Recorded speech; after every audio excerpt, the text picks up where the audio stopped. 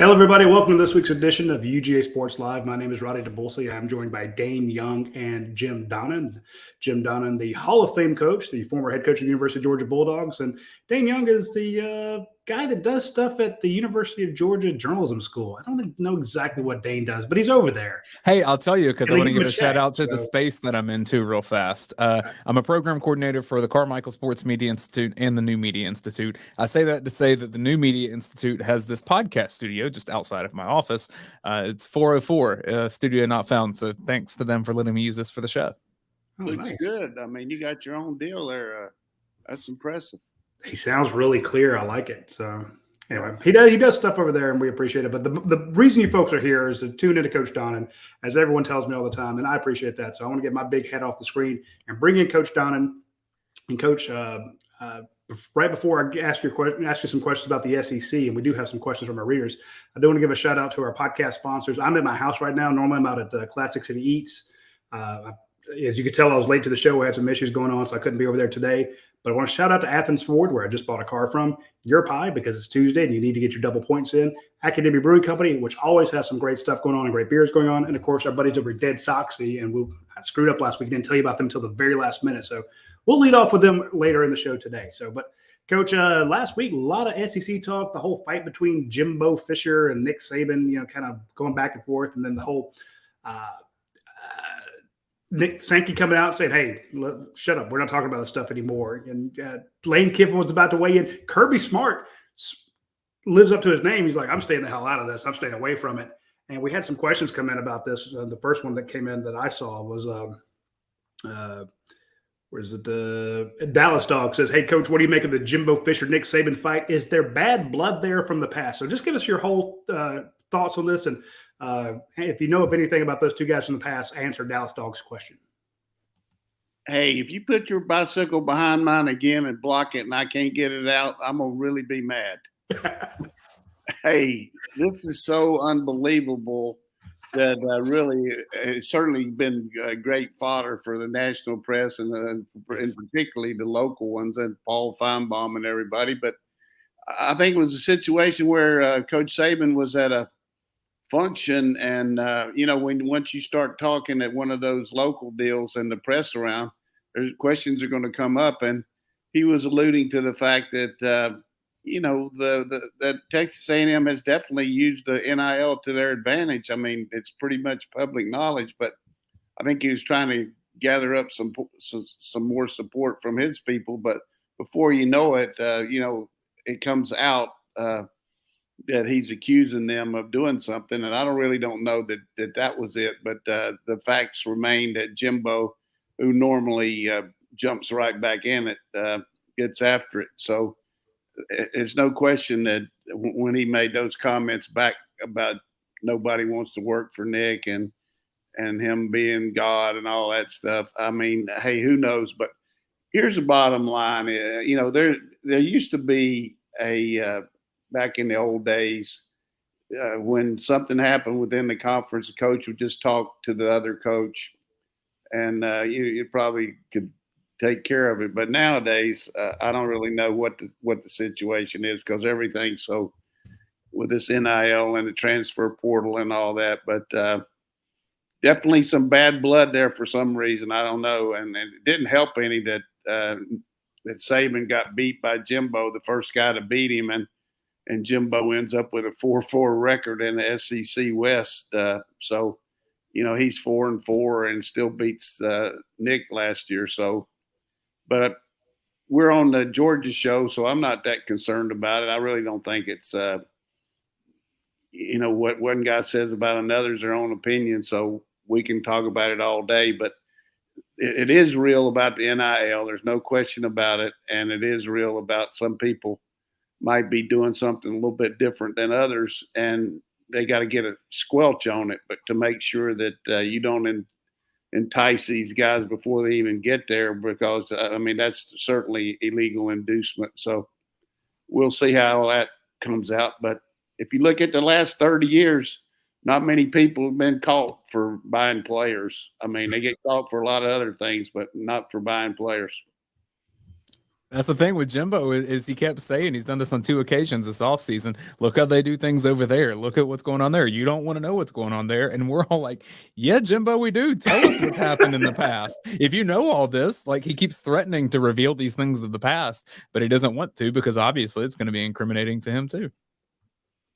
Yeah, I mean, I really think that part there is very difficult to check out from a standpoint that nobody's really gone into any of these schools and checked out anything unless it was really a definite that somebody did this or somebody did that. But I don't know what the answer is, but I do know that all the schools that are being very forthright and trying to get this NIL behind them, I don't know anything wrong with it. I mean, that's the rule. Hey, if you can help these players out, help them out, and we'll see how it goes. But I don't think anybody knows enough about what everybody's doing, and you don't have a list of who's got what. So we'll just have to see.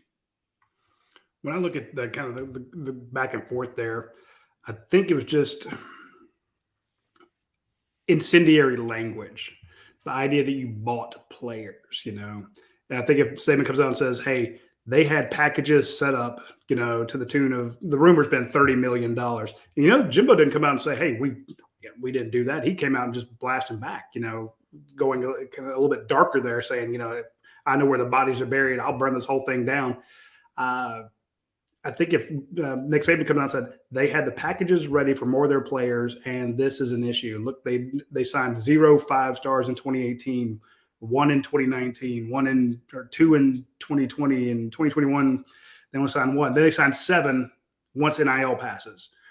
Hey, Alabama fans, we need to do the same thing. And Kirby Smart is not going to go out there. Kirby's a little bit smarter than that. He wouldn't say anything as that incendiary, but Kirby's wanting to have the fans step up and, you know, say, well, not the fans, because you can't do it with the boosters, but he wants those packages for his kids, and he's hoping that the Deltas of the world, the Cokes of the world, the, you know, Home Depots of all these places in Georgia, these corporate headquarters will come up and say, hey, Noah Smith, we got something for you. So that way, when he looks at these other kids that are coming in on, we got official visits going on, big visits this past weekend, 5-star Jaden Wayne's in town, and he can say, look, aside from Trayvon Walker being the number 1 pick in the NFL draft, do you see Nolan Smith over here? He's got a Coke deal that pays him $300,000 a year. We can't set it up, but Coke did. So I think Nick Saban, Kirby Smart, all those guys, Billy Napier, they want to see there's teams doing it. And at the same time, when they see other teams doing it, it sticks in their craw. They're like, man, we're recruiting against them, but that's something that's out of their control, coach. And I think that's what drives them crazy. I think that's what made Nick slip,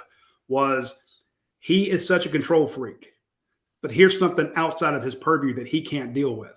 And I think it just I mean, you can't. I think you make a good point, but you can't blame A&M for using the rules to their advantage. Absolutely. I really don't know how they did it or what they did, but those kids didn't all of a sudden just jump up and say, boy, I'm really impressed with Texas A&M. They were 8-4 last year. I mean, College Station, let's go. So there had to be just the idea that was available, which is okay. It is available. That's the way things go. But I don't know how you set that up, and we'll see how it goes. But well, Coach, we have a story. Let's go on to something else. I mean, this is to me. I do want to mention something else about this. We got the Classic City Collective is who's working really hard on behalf of Georgia right now. And we have our Jason Butt reached out to Matt Hibbs over there and spoke with him. And so we will have a story at UGASports.com on how Georgia is getting into the whole, not Georgia itself, but this collective is being set up or is set up now. And you can actually go over there and start contributing to help Georgia kind of even the playing field so that when the kids come in, you know, when Humphreys gets here, if somebody wants to reach out and have Humphreys endorse a product for them, it's like, well, do I go to him? Do I go to his agent? Do I hit him up on Twitter? What do I do? You can go to Classic City Collectives and they'll set that up. So we're going to have a good story as an explainer on how all this is being done. So look for that and go ahead and bookmark the Classic City Collectives because they're going to be doing a lot for this. There's other ones out there, Dane. You can speak more to that. But I'll tell you, Matt Hibbs, that was a huge hire or huge request. Kirby Smart said, look, if anybody's going to run this, I'd like Matt Hibbs to do it. And yeah, Matt came back from Barstool, and Kirby's got to be thrilled to death. Yeah, I hope Matt does as good at collecting money as he does promoting himself on this. I mean, I've seen him out there. He's working it. I don't mean it negative. He just got to get some results here. You got to go on and make it happen, and I'm sure he will. Absolutely. Dayne, you've dealt with them before. What can we expect? I've had a lot of interaction with the Classic City Collective. I've actually done some kind of comm strategy consulting with them, which I think is important for me to say on the forefront, just journalistically, my involvement with what they've been doing over there. And yeah, I mean, they're trying to do things to help Georgia athletes in a variety of ways. And it's not just football, it's all the sports involved over there. So they're doing a lot of cool stuff. I'm excited to see what Jason learned from it. And then we'll share that with our UGASports.com audience. Hey, if Oklahoma can give every softball player $50,000, we ought to be able to do something. Good Lord. Exactly. Hey, let's the tennis team should be loaded. Georgia's golf team, everybody coming in there should never have to worry about money. That softball team.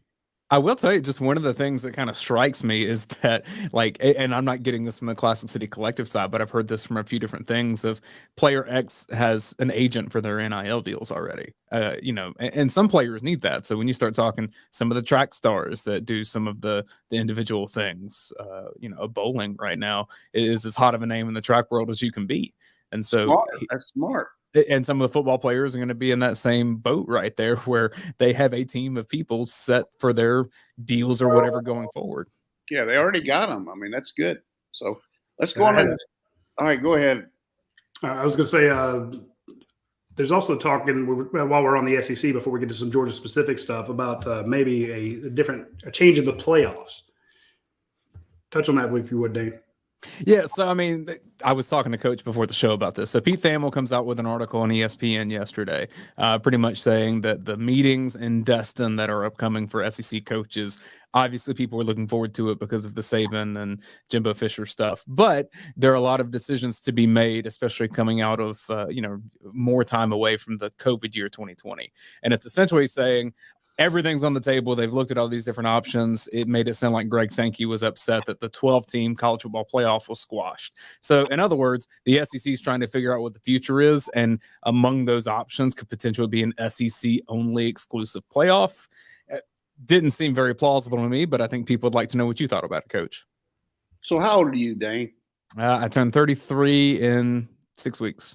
So, realistically, you got at least 45 more years, maybe 50 left, right? I mean, it depends on which doctor you ask. Yeah. Not going to happen in your lifetime. How could anybody think that would happen, that we would not want to be the national champion? Okay, boy, we did a great job. We just won the SEC championship playoff. Do you think people are going to, around the country, the coaches in the SEC, I mean, maybe you're mad because you didn't get the 12-team playoff, but how can you realistically think that you're going to have a national championship playoff within the SEC? I mean, maybe the money would be great and all that, and maybe I'm just ready for the rest home. But let me just tell you, I would never think that any coach would want to hamper their style based on the national champion since they started playing football. I mean, you had the AP champion, you had all that, and the different ones, but I just don't see that happening. And maybe I'm got my head in the mud, but do you think it'll happen, Roddy? I don't, unless, and this would be a ridiculous caveat. You see Oklahoma and Texas coming to the SEC, but then you'd have to somehow get in Ohio State, USC. If you had a mega conference again. But the conference as is, it's not even going to start till 23, 24 at the earliest with those teams. And, I think Sankey has a lot of good ideas, but he needs to reflect back on, hey, he got this job about the same time Chuck Gerber helped him with that SEC network.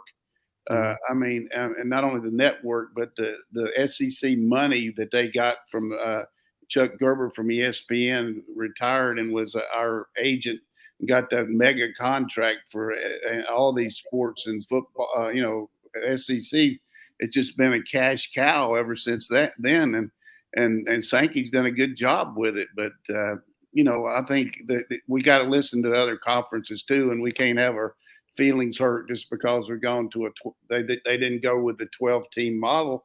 And all of a sudden, I can understand why these other schools might have jumped out and said, hey, if you put your foot on the shoe on the other foot, all of a sudden, when they were talking about 12 teams, Oklahoma and Texas were still in the Big 12. And now all of a sudden they're coming in here, and it makes them think about, hey, now SEC is going to have maybe 5 or 6 teams in this playoff. So what's our best chance of getting in? That's what they got to look at. You got to protect your own style there, the Big 12, all these different schools. And so I'm an SEC man, but you got to look at the other side of the shoe too. I mean, what's going to happen? Ohio State, what's their best chance to win the national championship, ACC, all that. So playoffs are a different type of deal, and all these coaches are worried.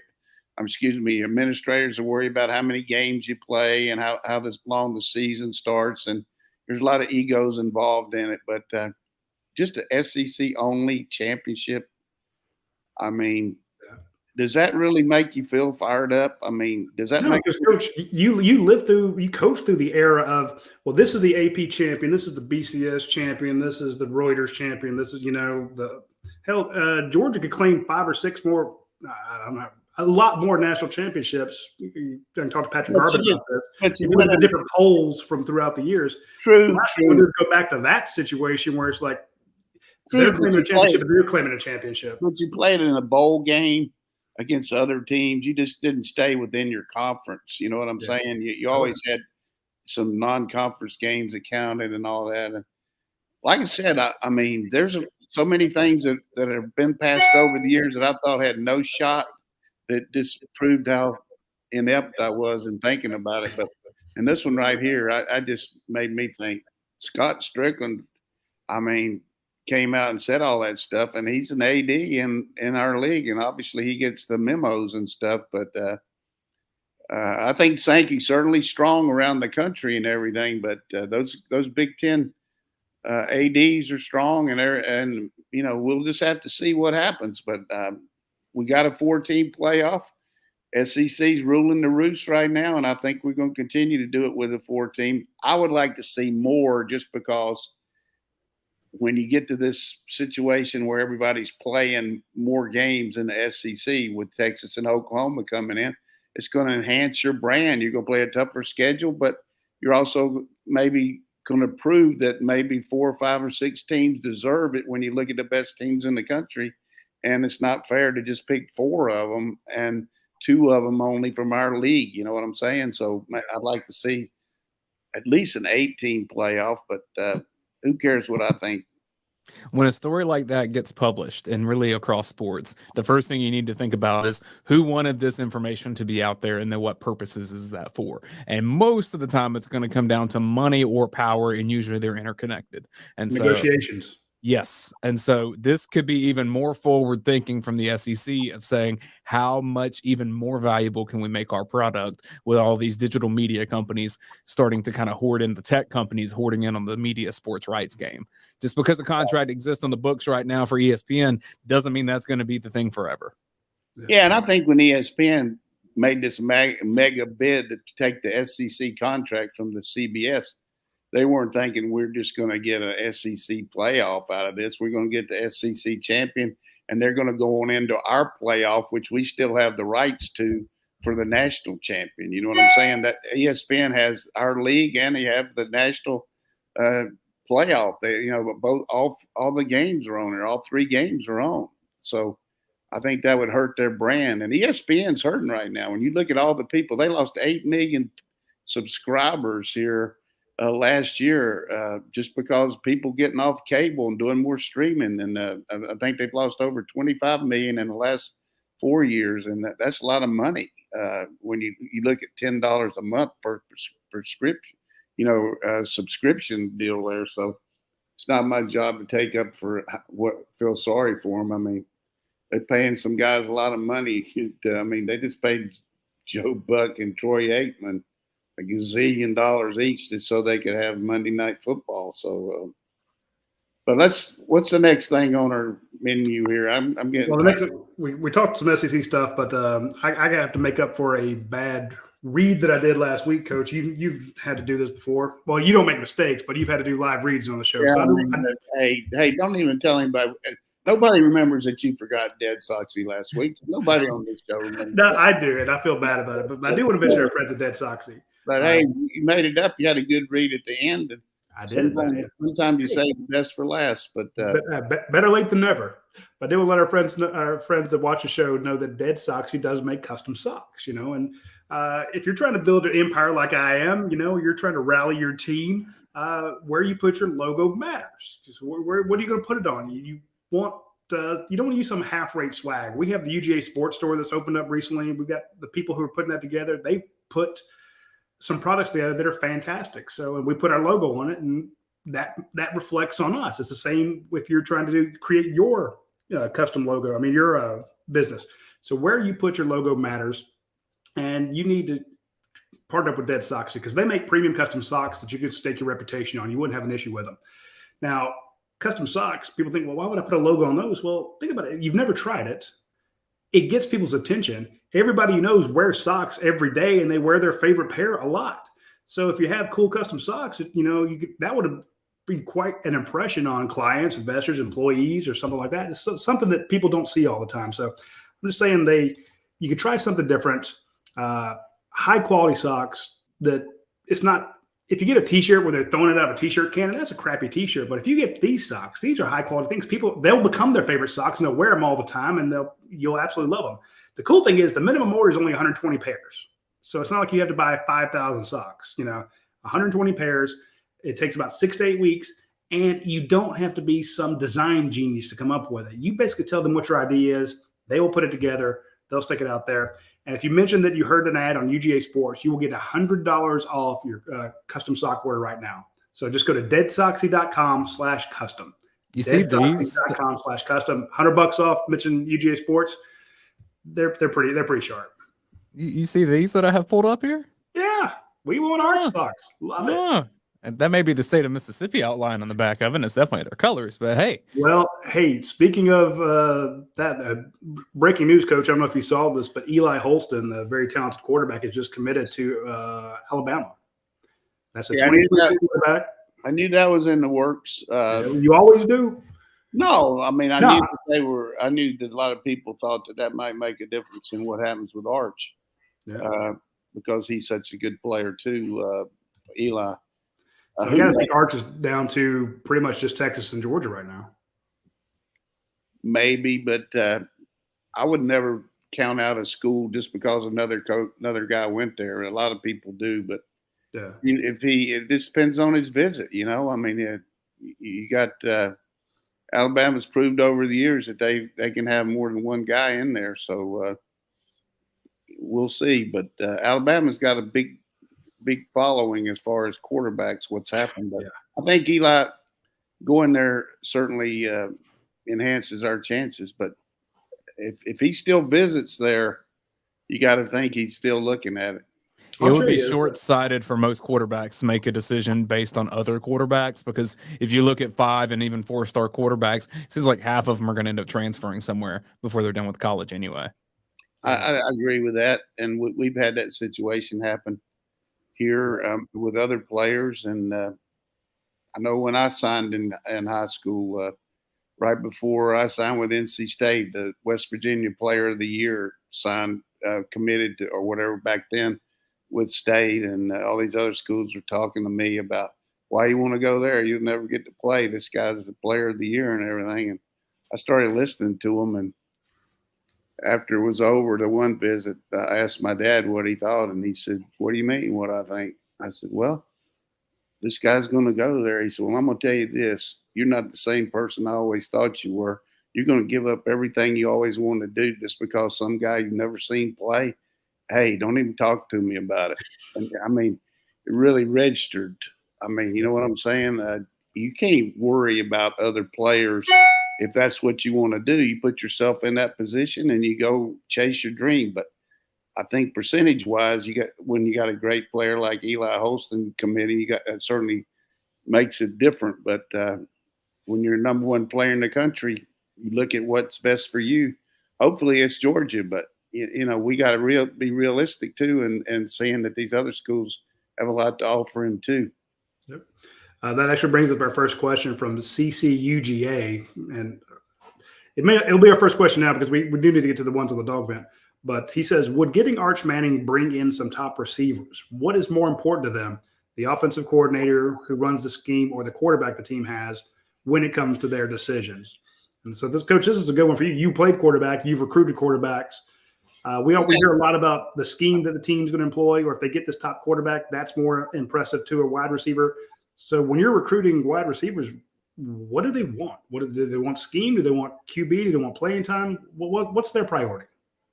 I think A and B. I mean, you look at the system itself. Are they putting out pro players? What kind of development? I mean, you can't get too caught up in stats because stats change and all. But obviously, you got to have somebody get you the ball. I mean, you don't want to go sign with somebody just signed a triple threat option quarterback when you want to catch a lot of passes. So I think it's just a combination of that. But the first thing you always tell any young man, I said, hey, where do you feel comfortable going to school? You got to interact with these guys and these other students after you're not just football 24/7. You're going to be around other. But if you weren't playing football, where would you like to go to school? And certainly football is going to be way up there. But if all of a sudden you don't like the school itself, and then all of a sudden you don't like the football, then it really makes it tough. But particularly with a transfer portal out there now. But the one thing that I feel like every coach that's got his own medal, you just can't make a lot of promises. Just make the ones you feel like you can keep and tell them you're going to give them a chance. And here's what we've done in the past, and here's how you would fit in. And most guys are looking for system. And the same thing I tell anybody, though, that's going to start out in a profession. Who's your boss? Just like for us, if we had anybody but Radi running this thing, we probably wouldn't be working here. And then we'll give him some love. He's going to tell you what he wants, and he lets you do it. Same thing's true with Kirby Smart. He's got a lot of people working for him. He's hard as far as demanding, but he's also very fair. And he's got these players telling them that helping these other recruits, the ones that are here, they're recruiting for Georgia, telling them, hey, this guy's going to help you get to the league. He's going to help you graduate. And what he tells you is a straight fact. That's why we don't have a lot of guys leaving here that are playing. Now, we have some guys leave that can't play here, but for the most part, there's not a lot of disgruntled people here because they hadn't been treated right. I've got a bone to pick about the wide receiver thing because I think there's this perception that Georgia doesn't have wide receiver talent or doesn't develop. And I guess that bar is Alabama having the 4 first-round picks and Judy, Ruggs, Smith, and Waddle. Well, who else has that other than LSU in its national title year and maybe having Butte after that? But you're saying, okay, Georgia didn't have quite the receiver talent as these 2 top elite amazing units, which we even saw last year. Alabama didn't have that depth. 1-2 guys go down and then the passing game completely falls apart. And so let's not sit here and think that Georgia hasn't done a good job receiving. Have they had that core of 4 NFL first-round picks in the same group? No, but that doesn't happen hardly at all. That's almost a generational thing. Hey, way to get a burn in your saddle, Dane. Good Lord. Well, I mean, it's frustrating because, I look at Georgia's receiver talent now, and I think it's as good as anywhere in the country. We got, hey, you got us as a second team for us last year, and now it's Alabama's number 1 guy, Burton. And Burton could have been first team if he'd been healthy. But the bottom line for us is we got good players at receiver. I mean, I saw Meeks over there working out and rehabbing a little bit. And what a good young man. I always like, and people get on me, hey, if they talk to coach, he likes them. Hey, if they don't talk to me, but I get a lot out of just seeing what a guy's made of when you talk to him. And I was impressed with his manners. I was impressed with his sense of direction, feeling about, hey, I learned a lot watching other guys. I'm ready for my chance and things like that. I like to hear that from a young man, and I hope the fans here love to do it. And by the way, before I forget about it, I spent some time yesterday at the David Pollock and Lindsey Pollock Foundation raising money for their foundation, and the Children's Healthcare of Atlanta had a tremendous turnout of people, ex-players, support staff, everybody. Kirby was there, Coach Dooley was there, Coach Rick was there. It was awesome. And some of our offensive linemen were out there, having a chance to interact and play with the. Unfortunately, they had to postpone it, and some people left, but others played. But Tate Ratledge and Warren McClendon and Warren Erickson, what great representatives of the University of Georgia. And then I also saw Brinson out there, D lineman. I didn't realize that he was cut like that. I've seen him in his uni, but the guy's 305. He looks like he weighs about 260. So it was just a good day for me to see these young men interacting with the fans, happy to be at Georgia, helping David Pollock, and also Goody, the tight ends out there. He was working it out too for UGA. So, but one interesting story about it, which I think is a classic. When you go out to the Georgia club, they got a gate there, and you have to give them your driver's license to get in because, obviously they want some security. And if something would happen, they got a list of who's come in and come out. And so I was waiting in line there, gave them mine, then I got in. And then right after I got in, Coach Dooley came in and he said, "Hey, did they check your driver's license?" I said, "Yeah." And he said, "Yeah, they checked mine, but I didn't have mine with me." He said, "I can't stay in here but 30 minutes. Vince Dooley, that guy had a call on Vince Dooley for 30 minutes. And I said, "Coach, we'll vouch for you and everything." But that guy didn't know Vince Dooley from a jar of Vicks Vapor Rub. And he had him out there and said, "You can't stay but 30 minutes. But Coach Dooley got in there and moved around. But I thought that's pretty cool. Well-known ideologue and possible terrorist, Vince Dooley, terrorizing the Georgia club. Don't let him in more than 30 minutes. Bad things will happen. Jesus Christ. Terrorist and horticulturist. The guy is Georgia football, and you're going to – Right. But the guy's got a job to do. He does. Let's be fair. You can understand it, but and if he messed up, we'd all be demanding that he be fired. So we'll give him credit for that. Hey, fortunately, he let him in for a temporary, anyhow. I love it. The other thing that was good about that is, for me, you see guys that really are doing well, and not only. They did well for Georgia, but outside now, Reggie Brown. Reggie Brown's got a daughter at Georgia. I couldn't believe it. He was talking about how proud he was his daughter's going there. You see those two quarterbacks, Shockley and Green, both of them just, man, what a great representative. Each of them, they do so much for off the field. And then Kirk Mcgill, a guy that was a really good center for me. He and his daughter Kelly. His wife Kelly, a beautiful young girl that was a gymnast here. Just really great family. And then the one that I was really glad to see was Sean Jones, who my son Todd was actively involved in recruiting along with David Pollock. And Sean has just done so well for the Cleveland Browns and now out there. But makes you proud, that's for sure. Absolutely. Dave, hit us up some of those questions on there. Actually, before we do that, I want to mention our friends at Academic Brewing Company real quick. Hey, before you do that, I rode on the side of Academy the other day, going into the mall, not necessarily going the front way and going in and just going beside it. Yep. They got some nice little tables and stuff out there that you can go out on the patio and all that. If you go in the front, which I do, I've never really checked that out, but that's impressive. They got some really good stuff out there on the side. They do. They have a great patio that's covered. So if you go out there and it's raining or it's kind of more winter, that they have the cover part. Then they have the open beer garden, German style beer garden. You can sit out there. They have the plants and the nice tables and everything. It's a great place to just go and sit. Spring weather in Athens. If you're looking for a nice place to enjoy a meal outside, great great place to do it. Their Hoprodisiac is out there. The Hoprodisiac. I know a lot of people talk about Creature Comforts and some of the other breweries in Athens, Southern Brewing Company, and they talk about their high hop, their IPAs and stuff, and they rave about them. They get into a movie or something, people go nuts.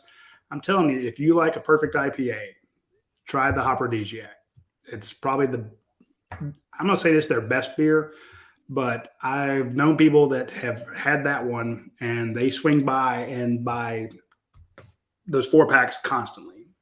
You'll get addicted to it. So, of course, they have tons of beer out there, and they have the wine Wednesdays and the beer and brisket brunches on the weekends that you need to try out. But I'm just saying that as it's getting warmer and you're looking for, Athens, the home of the fantastic, the cult style IPAs, if you want to, I tell you, if you like those and you're always looking for, Tropicalia and stuff like that, go find Hoprodisiac out at Academia Brewing Company and thank me later. You will literally send me a note saying this is the best beer, the best IPA I've ever had. And I'll say, yeah, I told you so. So that's just the way it is. Also, I do want to mention our friends at Your Pie Pizza. Your Pie, there's a ton of locations out there. It is Tuesday, which means it's double points day. So if you actually go and use the app, you can bring it up on your phone. Say, look, I want a pizza. I want a pasta. I want this sandwich. I want this style crust. I want this type of sauce. I want this type of cheese. I want all these toppings, and you don't have to pay per topping. Just click them all off, throw them all on top of it, have it delivered, go pick it up, tell them you eat it there in the store. But do it on a Tuesday, and you can do it for a day further down the road. You don't have to pick it up today. But try that hot honey pepperoni pizza they have. Try their vanilla gelato. Try all that stuff. But do it on Tuesdays because you get double points, and that'll get you free pizzas, free breadsticks, free ice creams and stuff like that. So hit them up when you get a chance. It is Tuesday, so we always be sure to push the fact that it's double points Tuesday, and you'd be a fool not to order it today. So do so when you get a chance. Let's start with this question from a regular viewer of the show, UGA Alum 95, says, who will be the best running back on the team this fall? He thinks it's going to be Branson Robinson. Ooh, big call. Well, that's going out on a limb for sure. Branson certainly got some potential. Big bruising type back, got great upper body strength. He's got to come in and learn the system. He's a little behind coming in starting the 1st of June, but being here all summer will certainly enhance that. But a lot of things a running back has to do in our program, not besides just running the ball, blitz pickup, catching the ball out of the backfield, learning to line up in different positions as far as multiple formations. So I'm sure he'll pick that up. It's going to be a lot to me about, you got 2 guys that have had some success, but they've been has some injuries. I wouldn't say injury prone, but both McIntosh and Milton have had injuries. So the guy that can stay injury free is going to be probably the lead guy. And I think Edwards will have a spot that he can come in and help. But I would say both those guys will be 1 and 1A. Just depending on who's the hot guy and what we're doing, really. But Robinson would have to he would have to be Southeastern Conference Freshman of the Year to be the starting running back for us. The guy deadlifts 720 pounds. He squats 630 and benches 375. That is a powerful human being. But I agree with UGA Alumni 5. I could see it where, he just has all the checks all those boxes, big, fast, strong. But I think, Coach, you're right when it comes to blitz pickup. And I go back to that national championship game. James Cook wins you that game with his diving block there on the offsides play that let Stetson Bennett hum it down to A.D. Mitchell. Without James Cook diving, sacrificing his body in that, who knows how that game turns out. So can Robinson do that? Absolutely, but we don't know yet. So give me Kenny McIntosh back there right now as the guy who is catching passes and taking it between the tackles. That's my guy right now. Maybe Kendall Milton, but I'm just saying I think as much as Georgia may want to throw it this year, give me Kenny McIntosh as my answer. Let's go to this question from YouTube from Mike Addington. Want to ask Coach Donnan, was he the first to use the bubble screen in college football? The first time that I ever saw it was when you were coaching UGA. Yeah, I caught a lot of grief for it. I don't know that we did the bubble as much as we did the tunnel. The bubble is when you just back up and throw the ball behind the line and the wide receivers block. The tunnel screen is where you get, it's more like a screen where you have people coming rushing the passer, and then the tackle and the guard come out and block support. You don't really use wide receivers to block. You're kind of like you're running through the tunnel there. We got it from Louisiana Tech. They were really the first team that I know that ran the tunnel. But who was the coach there? We could have run the tunnel. We could have run the waterfall. We could have run the mountain climber. We could have done a lot of things, but as long as Champ was doing it, it was going to work. Could have run the Wildcat with him. You'd have been fine. We ran it 2 times. One time it was just a mistake. The center snapped the ball to him before we shifted, so he had to. And the other time it looked so good, we just said, hey, run the same thing, but just snap it. We called 99 or whatever the play was, but just snap it to Champ and let him ad-lib it. So we were in an unbalanced slot, and they thought we were going to shift to 3 wide receivers, and they were just sitting there, and they snapped it to Champ, and about 20 yards later, he was showing them his taillights. I'll share this comment from YouTube, and it kind of goes along with what I've heard you say, Coach Donnan. This is from Middle Georgia UGA Dog Pound. Says, I'm most concerned with Division II schools regarding NIL, but it seems that they're most struggling with the transfer portal. And he says that he spoke with the Gulf South commissioner a few weeks ago, and then they're getting decimated about the portal, and that coaches are having a tough time managing rosters. Yeah, I mean, it's just terrible. I mean, it's like it's just like tryouts for the big leagues. Minor leagues, you're seeing if a guy can do it, and then if he can, you get him to transfer. He gets in the portal, and every kid would like to think he could play at a higher level, no question. I mean, when I was coaching 1AA, there was a lot of guys on our team that were very capable, but because they either developed late or had bad grades out of high school or whatever it might be, didn't get the chance for the big schools. So now they got it. And not only from non-Power 5, but also, as you mentioned, the teams that play for 1AA, and they're just getting destroyed with you got some guy that's a really big-time player that developed, or regardless of how it happened, he's there. He's going to take – you just can't keep those guys. I mean, you don't have any NIL for them. You don't have anything except – hey, we'll give you some nice books. I mean, come on. What are you going to do? I mean, it's terrible. He's right. I mean, we're seeing that in some of the, not even those schools. I mean, didn't Pitt, the top wide receiver in the nation, play at Pitt? And he's in the transfer portal. And now he's at USC. Yeah, he went to USC, and it's just amazing. I feel bad for Pitt.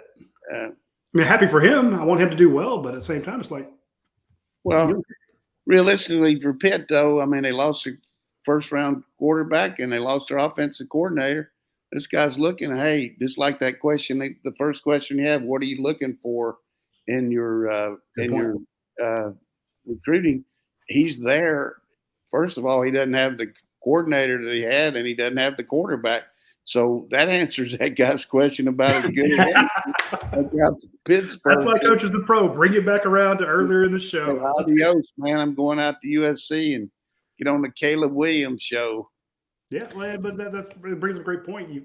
You're happy for the athlete, that's great for him. He deserves that. But I feel bad for Pitt, it's like, and if all of a sudden, let's say you're I don't want to say a tier 2 school, you're a D1 school, you just haven't had a ton of success. ACC champion. They're ACC champion last year. But I'm just saying, if they're not known for having tons and tons of success recently, and then all of a sudden, let's say you have a great player at MTSU, he's gone. Presbyterian, he's gone. Coastal Carolina gets a great player, they're going to get poached. So our reader there, or excuse me, our viewer there, he's right, because I can imagine the roster stuff is a giant pain. Unreal. From Grand Moff Tarkin, Coach Donnan, who's the best athlete that you ever coached at quarterback? At quarterback? Ooh, good one. Ooh. You're going to make some enemies with this one, Coach. He's having to choose between his children here. No, I mean, I had a lot of good athletes at quarterback. I had one that didn't turn out quite as spectacularly as some of the others, named Warren Seitz at Missouri. That was 6'4", 215. He's now a high school coach at Topeka, doing really well. Was really fast. I mean, he almost won the state 100. He could throw. Really good athlete. Troy Aikman was a heck of an athlete. Played baseball in high school. But I guess Jamel Holloway was because he was such a good runner to go. He wasn't a great passer, but he was an unbelievable athlete. And then we had another guy there, Eric Mitchell, that was probably better athlete than him. So as far as ones here, I would have to say Mike Bobo. No, just kidding. You go trolling. Hey, Bobo. He couldn't even get through his own joke, Roddy. You see that? He lost it halfway through. If he had delivered that deadpan, I'd have been very impressed.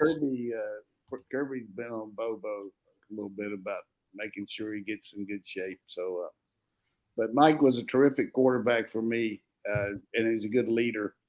And boy, he had a great senior year for us, that's for sure. But athletic-wise, he wasn't quite as good as some of these other guys, but he was a heck of a quarterback.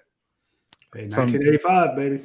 From Pete Tech 1, does Georgia have room to take anyone in the transfer portal? If so, what position? I guess let's just update that. This time of year, isn't it probably unlikely to see much portal action, at least coming in? Yeah, I think two factors here on the portal at this point. Academics, you got to be at 85. I mean, you can't ever have more than 85 with the new guys coming in. So we're going to have, 5 or 6 coming in on the next week? How many we got coming in? Yeah, I think it's 19. Maybe we'll have 7 or 8. I don't know. Well, it also depends if any of those get gray shirted or pushed to a following year. Well, let me go on and finish the answer. Oh, I'm sorry, sir. I'm sorry. I didn't realize that you were so clairvoyant. We've done a show long enough, Coach. We can just finish each other's sentences. No, that was really good. So, I mean, there's going to be some moving around there, and some of these guys might get from our school and from other schools might get NIL scholarships where, they get paid for their scholarship money like that. I know some schools are doing that. I don't know that we are, but a lot of different factors there. But if all of a sudden you see us picking up 1 or 2 portal guys, it'll be because of somebody flunked out, somebody had a injury situation where they can't, got a permanent injury waiver, where you got a guy that all of a sudden that was in the portal pulled out or came back in. I don't know that we have anybody in the portal right now, do we, that's on scholarship? I don't think so. No, I'm looking we're close. We're as close to 85 as you could be. I mean, we might be 84.99. Or we also got a guy like Jackson. That what are we going? Is he going to be put on scholarship or? Hey, we got a lot of thinking to do here between now and when school starts. Coach, I'm counting 6 that I think are going to come in on. You said May 31st. Those guys get here. 30th and 31st, something like that. Yeah. But some of them, like, is this guy here yet? Some of those guys came in and got injured, and so I didn't see him in spring or got the surgery or cleaned up. So I'm having a hard time remembering the 19 they already have on campus. But right now I'm counting 6, maybe 7 that'll be here in a couple of days. Yeah. Some of them had some surgery, but yeah, I tell you, I think back to 4 years ago, or maybe it was 3 years ago, because Cook was a junior, right, and came out early. Didn't he come out early? Yes. Was he a senior? Yeah, he came back for his senior year. Yeah. Maybe he did. I can't keep it. Whether it was 3 or 4 years ago, I said, Kirby, you don't ever tell me anything about recruiting, and I don't want you to tell me because I don't want to disclose it on this show. But I said, could you just please, if there's any way you could tell me that James Cook is here? Because it was up in the air about, all that stuff about everything and all that. But I don't know what the deal was, but I don't know why they were still talking about Florida State. But about 5 minutes later, I got a nice little photo of James Cook walking in the dorm. And I said, well, he at least felt good for me. I said, thanks for that. I've been worried too much about it. He said, don't worry about it. Here he is. We had a similar situation when I think it was Monty Rice was everyone's like, no, he's going to LSU. He's coming to Georgia and back and forth. And then I had a source send me a picture of him in Athens. They're like, yeah, he's here. And I'm like, oh, snap. We ran straight to the board. If only they would have if they'd had post in front of the arch. Video they put of the kids going into the dorm and parents checking them in. It's always good to look at them and see how happy they are. And it's just different now. We already got 19 of them already been here since December. Some of them were in here for bowl practice, and yeah, we had a question last week. Do those guys get rings or not? Do they get a bowl ring? And I'm like, no, they don't. But I thought it was good. But hey, I want to see, Coach. I want to see Darius Smith get here. See him walking in. I want to see Julian Humphrey walk in and Jaheim. How about Marvin Jones Jr.? See, you didn't let me finish my sentence. Yeah, Coach, you didn't let him finish his sentence. All right. I mean, I want to see them all, but I mean, there's no reason to think they're not. So I mean, I'm very excited about that. But to answer the question, yeah, that's. Well, the second part of that was, at what position would you take a transfer in if you could get one, if you could fit one in? I mean, that's a tough call. Probably inside linebacker. That's a starter. Yeah, it'd be hard to be here with the guys we got. With all you'd have to learn, but maybe just a stone cold, flat ass flyer at wide receiver, maybe, and maybe a corner again. Who knows? So you're basically saying bring in a Christian Harris or a Jake Gaines, an Olave at wide receiver, something like that. It's like, yeah, you gotta be a player. Yeah. Let's squeeze in three more questions. Here's the one point I want to make on that too, which I feel like Kirby is really good to our own players and he's loyal. He doesn't want to bring in somebody that doesn't have an unbelievable chance of starting and to make a guy all of a sudden that's worked his ass off and you bring in a guy that's about the same as him. You know what I mean? That's just not good for morale. But if a guy's not good enough and he knows the guy's not good enough at a position that we really need, then they'll take a transfer. But that's one thing I used to tell our coaches, don't bring a junior college guy in that's got a lot of problems anyhow. He certainly got problems out of high school where he'd been here as a freshman, and he can't start. Yeah. I mean, now all of a sudden he's poor-mouthing and he's around the locker room and all that. And, hey, you got to supplement your team with a starter. This question from Gilbert Peterson. If you had your choice, would you rather have the best pass rusher in the nation or the best wide receiver in the nation?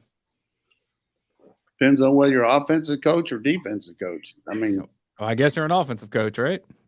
No, I'm talking about he's right. But in today's world, I think you can get a lot of receivers that can be close to the best receiver, but the best pass rusher, hard to be that. So I would say best pass rusher. Because that's how you win in games now. I mean, everybody's got guys that can go down and catch the ball, but guys that can knock people's ass off and rush the passer, man, tough. We got one on the inside in Carter, and we got one on the outside in Smith and Beal. I mean, Beal got a lot of sacks last year, so we'll be okay. And then we got Michael Williams and Marvin Jones coming up. We could be strong at rushing the passer. Hey, Dane, before you get those questions, I do want to mention our friends out at Athens Ford. Just check their website, 234 vehicles available, and that's not BS. You go out there, there are hundreds of cars on that lot. And they've had over 1,000, 1,300 cars on the lot at a time. But right now, it is very tough to find vehicles. If you're looking for one, a new vehicle or a used vehicle, go out to Athens Ford. I can tell you, we went through this last week or about 10 days ago. We bought a new, a pre-owned vehicle out there. We got a great deal on it. I saw what they paid for it. I saw what they charged us for it. It's on the dollar. I'm just saying they are not gouging out there. They're trying to keep their prices low because they know that with this glut in available cars, if they can take care of you now when everyone is loaded with new cars and used cars and stuff, when the economy on cars bounces back, you will remember that they took care of you. And so that's what they're doing. They're not in this for the immediate gain, and tell everybody to go to hell. They are here to fight for you to be a customer for life. My son went through the process. He saw what's involved in buying a car. He's dealt with a good Timothy Gay out there, did a great job showing him the cars, let him do test drives and such. The experience out there was fantastic. I showed him, they set the bar. I showed him what it can be like. So if he's across the country somewhere, he just graduated this past Saturday. If he's in Tennessee or Texas or California or Spain and he has to get a car and he will have had a great experience knowing what should happen. So shout out to our friends at Athens Ford. If you are in the market for a new or pre-owned vehicle, hit them up. You're going to have a great experience out there. Or if you just need service, they'll take care of it. And of course, any of their vehicles any of their new ones, of course, and any pre-owned vehicle under 80,000 miles will have a lifetime powertrain warranty on it. So if you have an issue, they're going to take care of it. You can only get that at Athens Ford, so hit them up when you get a chance. Shout out to Chuck Ward watching us, long-time supporter. He says Tyrion Ingram Dawkins will make his presence known in the pass rush for Georgia. He's exactly right. He will. So will Logue. I mean, a lot of those guys inside. But one thing about Chuck, he's not going to miss much out there in Texas. He knows what's happening. Greg Hendrick, and this is for both of you. Greg Hendricks asked, "Hey, Coach, have you seen anything good out of Dylan Fairchild? I know that he was a state wrestling champ, so you think he'd be quick with his hands?" Yeah, I mean, Dylan's got a shot. He's just waiting his time, I mean, he got some good guys up there. And like you said, he's a wrestler and probably not quite as big as some of our offensive linemen. I've been impressed with Wilson, the kid from North Carolina, Jared Wilson. I think he's got a shot. Micah Morris, not to mention those other two offensive guards we got. Tresson Willick. Yeah, well, we got them and we got Erickson too. I mean, we can't take Erickson and Ratledge for granted. I mean, they know what they're doing and everything. But I did want to mention we're going to have a quick end of the show, but I just want to make because I know his son listens in Atlanta a little bit. But I lost a dear friend this weekend, Alton Russell from North Carolina, who over the years was represented me in a lot of different things as a lawyer, but was a great individual, very perceptive, very genuine person. And the thing about him, he had 5 different types of cancer over his life of 82 years. And the last one finally got him. But I really not many men that I've been involved with that I have more respect for than Alton Russell. So I hope his son's hearing this. Sharing love with your family. Condolences to you. Let's wrap up with 2 questions from the vent, and then that will get us all for today. We've been very efficient. R. Herschel Walker says, "Coach, I know that Georgia has one of the largest recruiting budgets in the nation. Does the recruiting department work much like the components of the team, meaning that there's offense, defense, special teams? And then do they have like pregame meetings with coaches?" He asked because he sees some of the off-field analysts in the pictures with some of the recruits' families as they come in. Yeah, I would say it's one of the most detailed organizations ever, kind of like the CIA. I mean, everything about every kid. They've got volumes of information that they tell the coaches about before the high school games the night before the kids visit for an unofficial visit, watching our games.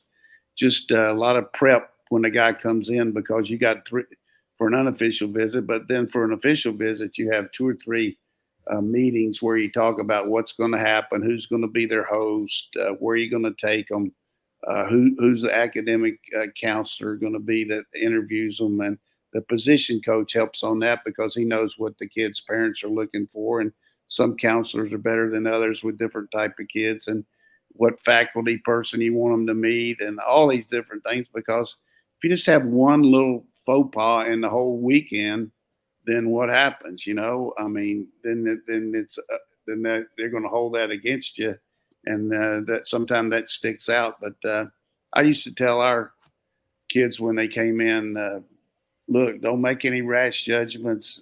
Give us the whole 48 hours.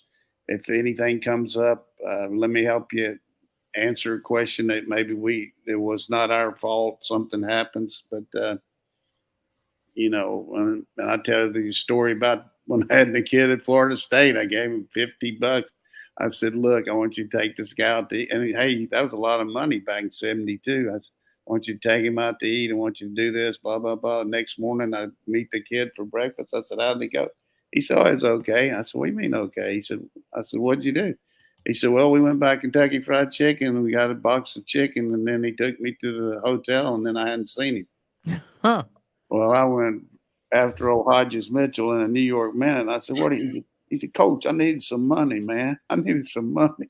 So that wasn't a real good visit for that kid. And the one thing that I liked about the kid that was over the top, though, I said, well, how you like it up here? The first day he was there, he said, I like it. And this is Tallahassee, Florida now. You got a few hills in it now, but not. He said, this is the first time I ever been to the mountains.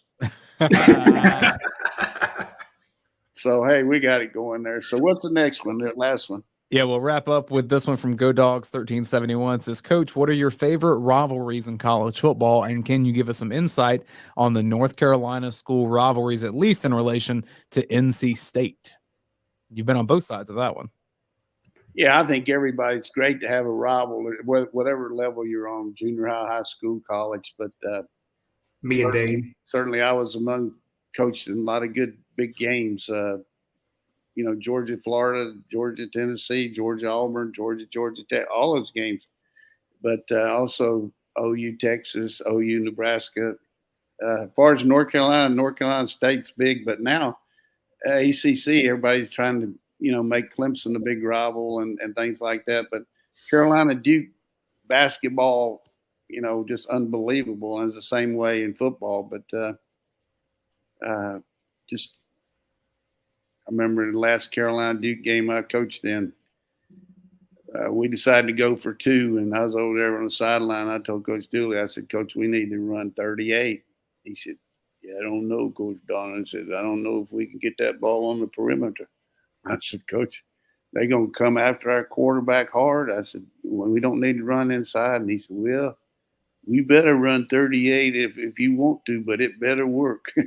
So we pitched it out to old Mike Boyd, and he showed him his tail lights, and we beat him 38-37 or something like that, or 30. I mean, it was kind of obvious that play wasn't 38, the same as the score, but we beat him on the last play of the game, and it was but what was so funny, they had a quarterback that was playing for them that was really good option quarterback, and we had his brother playing for us, Billy Dunn, and his name was Mike Dunn, and Coach Dooley kept saying, do you think he can play another position? Because he didn't really want him as a quarterback. And we kept saying, yeah, he can play another position.